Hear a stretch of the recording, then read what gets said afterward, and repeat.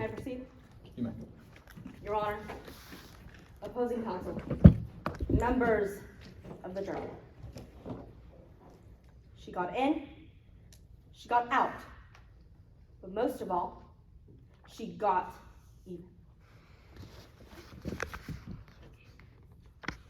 I don't know what's going on. If you go to the cops, it will be your last act on this earth. I personally guarantee it. Your partner in crime, Skylar. Members of the jury, those were the words of this defendant on March 12th. And then just 6 days later, on March 18th, he's standing behind Jamie Robinson. He has a bat in his hands. He's at the marina, and he's angry. He's upset, but most of all, he wants to get even. So with Jamie's hands up in the air, this defendant takes his bat and he starts to swing. And he swings it again and again and again and again. So Jamie Robinson is on the ground and still. Because this defendant, he wanted to get in, get out, and get even. And that's important, members. Because in just a second, the judge is going to take you back to that deliberation room, and he's going to tell you that we as the prosecution, we brought a burden. We couldn't just say that Skylar Sinclair committed this crime, but we had to prove it to you with 3 things. We had to prove that the defendant hit Jamie Robinson with an object, that he acted with malicious intent, and that he had the intent to kill Jamie Robinson. We proved all of that to you today. Now, it's not in contention how Jamie Robinson died. He died from blunt force trauma to the head. But rather how did this defendant kill him? How he committed his crime during the before, during, and after. So let's break that down. Let's break down how this defendant acted before the crime. Now, we heard from Ms. Mansegar that she saw the defendant pull in with a silver Honda. She saw his face. He put on a ski mask, grabbed a bat, and he headed down to the marina. And that's where we heard from Mr. Fisher. Now we're going to talk about the during the crime. Detective Turner, she came up here and she told us exactly what kind of evidence she had. The ski mask, the flip-flops, the bat. She interviewed Mr. Fisher and he said that she saw the defendant at the scene of the crime beating Mr. Robinson to death, and that she found that bat just a couple days later. Finally, members of the jury, let's talk about the after the crime. Because we heard from Mr. Wheeler. Mr. Wheeler, he had to come up here and tell you the story of his husband, who he is, why he died, and how this defendant was scared. Was scared because he knew that he had messed up. Because he knew that Malcolm would be coming after him if he didn't take care of the problem. That BNN news report, it revealed who Jamie Robinson was, a police officer. And this defendant knew that he had a choice to make. He knew that he either had to kill the cop or live. He thought that was a pretty easy decision, members of the jury.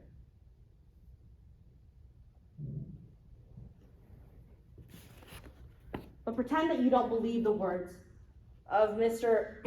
Wheeler, Miss Mansegar, Ms. Turner, or even myself. Take a piece of evidence that the defense brought up before today. The time login sheet. Because they were very specific. that this gives Miss Sinclair an out, along with those signatures. This is why she couldn't have been at the marina, because she was here. Who else was here? Who else had their card on them, signed in, and left at 3:03 a.m.? That was Alex Everett. Members of the jury, they brought you invisible hints that you couldn't see, and they brought you an invisible suspect too. Because at the end of the day, members of the jury, the truth about today's case, the truth is tragic. Because Jamie Robinson, he's not here to tell you his story. He can't tell you what happened. He can't take that stand and swear under oath. Because this defendant killed him. Instead, I have to stand here, show you his picture frame that the defendant reduced him to.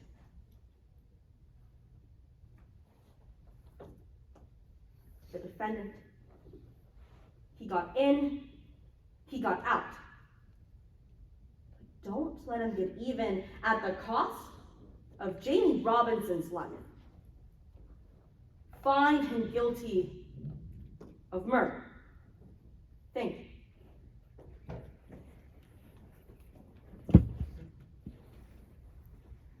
Your Honor, would opposing counsel like me to move this in any way? Could you just take it off, but leave it down there? So I can turn it around. Yes, please. Thank you very much. Closing from the defense? Yeah, give me just a second. Of course.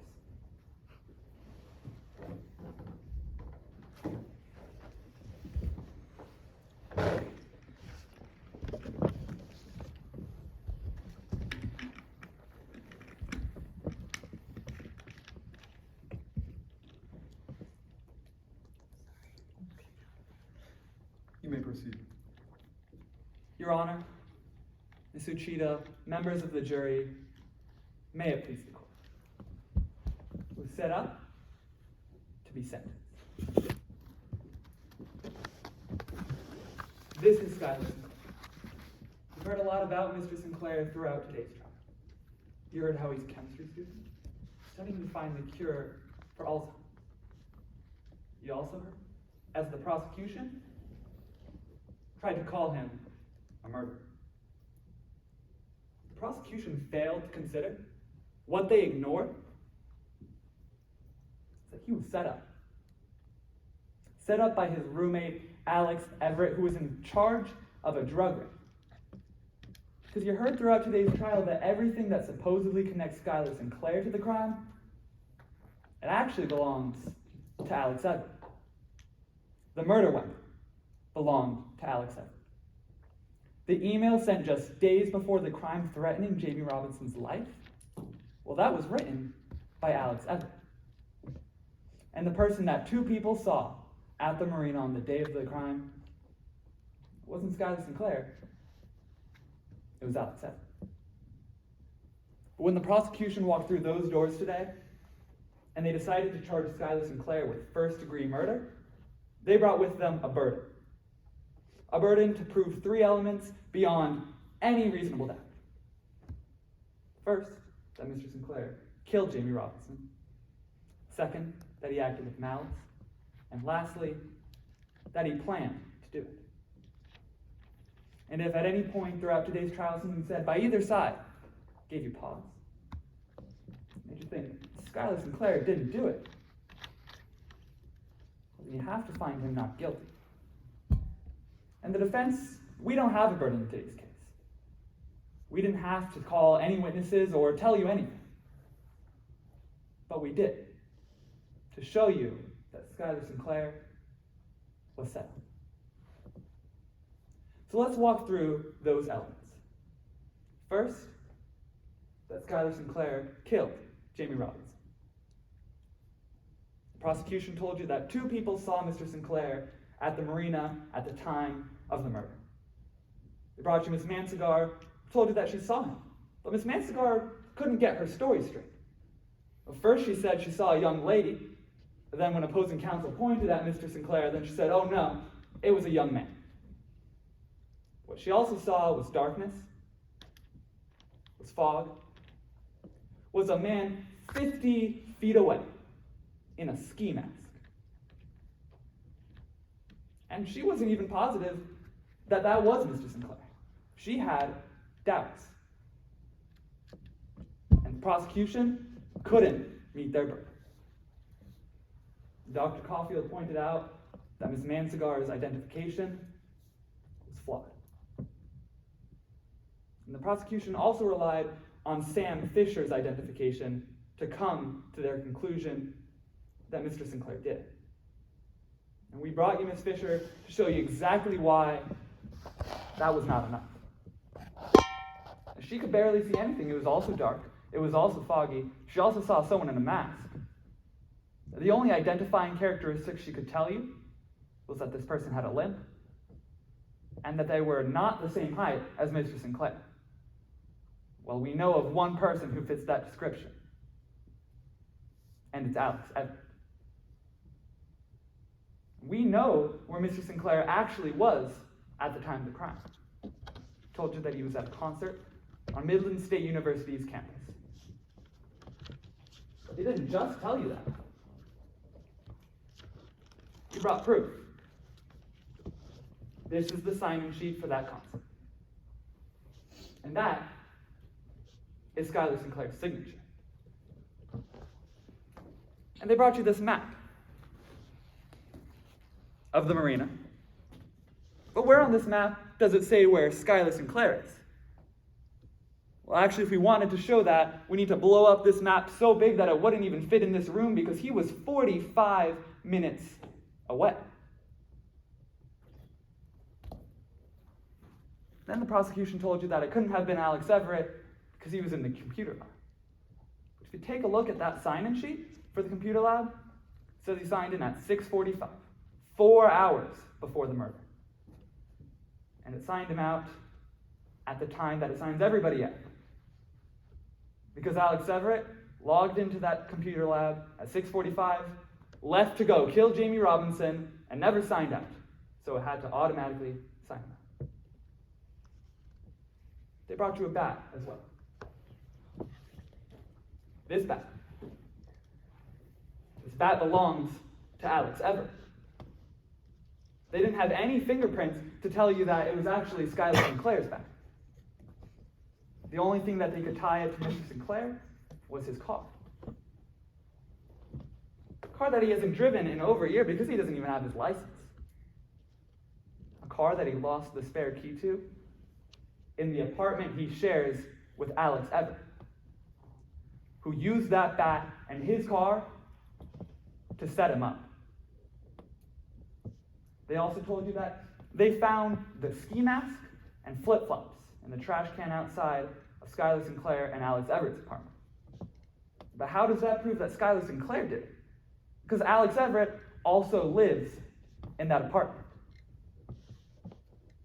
Everything tying Mr. Sinclair to the scene actually ties Alex Everett. So now I want to move in to the next part of their verdict. That Mr. Sinclair acted with malice. Well, who came up here and told you today that Mr. Sinclair disliked Jamie Robinson? They were friends. They tried to bring you an email threatening Jamie Robinson's life, but you heard today that that wasn't even written by Skylar Sinclair. It was just set up to send it. Alex Everett wrote that email, made Skylar Sinclair send it because he was setting him up to be sentenced. And now we're at the final verdict. That Skylar Sinclair planned on killing Jamie Robinson. Well, what evidence did they show you to prove that? Do they have text messages saying, I hate Jamie Robinson, I want to kill him? Do they have evidence that he was tracking Jamie Robinson's location? No. They have none of them. The only thing they have is that email that he didn't even write. So what did the prosecution bring you? They brought you doubt. Doubt in their own case. Doubt in their eyewitnesses. Doubt in Alex Everett's alibi? Doubt in even the murder weapon's owner? They could not prove that Skylar Sinclair committed that murder. We feel for Mr. Wheeler. We understand that he wants justice for his husband's killer. We want that too. But the killer isn't in this room. Which is why the defense is confident. When you go back into the deliberation room and review all of the evidence, you'll find the only just verdict. Verdict that allows Alex Everett to still be caught. Verdict that doesn't allow Mr. Sinclair to be set up and sentenced. That verdict is not guilty. Thank you. Rebuttal, Your Honor. Yeah.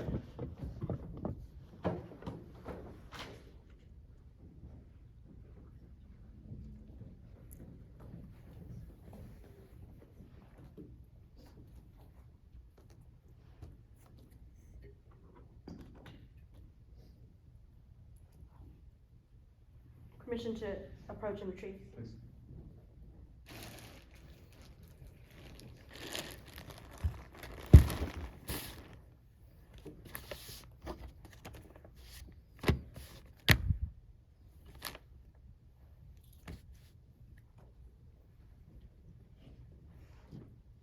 May I proceed? No. He set himself up to be sentenced. He set himself up to be sentenced when he tossed these away outside of his own apartment. He set himself up to be sentenced when he threw away that bat. Members of the jury, he set himself up to be sentenced when he had a friend forge this signature.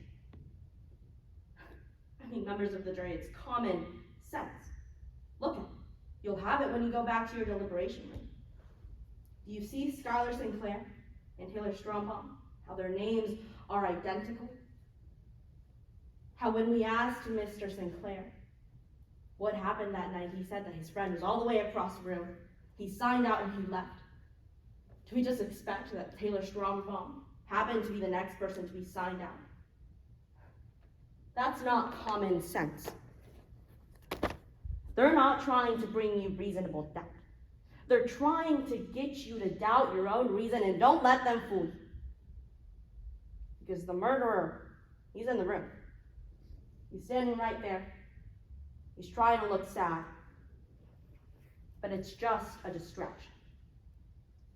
Find him guilty of murder. Thank you.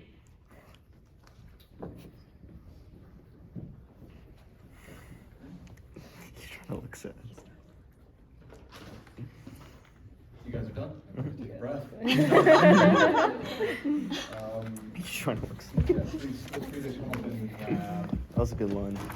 let me take it. Very please. This is so. I'm literally gonna. I want to know if you have like to go buy permits and have them on you. Yeah, I love that. The peppermints. Is this method acting weird? Thank you, Landon. Sure. I'm doing it once. I don't care. They were like.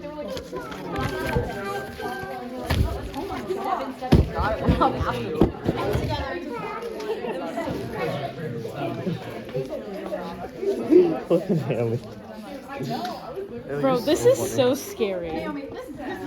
This was I thought you were holding something right now. The high five. That was so good. Yours is so good too. I really enjoyed it. Maybe all witnesses should be closed. Oh no, I didn't know that. Listen, I can talk for as My long God. as you need me to. I've got that random thing. Exactly, yeah. So maybe it just paid off. Yeah, exactly. Danny. We've been trained. Oh my for god, I know. I got my Danny notes. I was like, USC versus Danny Wolf. Oh my god. It was Good so job, awesome. Danny. It was really good to guys. meet you I think guys. this is the funnest round we've had. I agree. Oh, Yeah. you're Yes. Correct. Correct. I've lost my cat. I saw the phantom one somewhere. Oh, it's still videoing. That's awkward.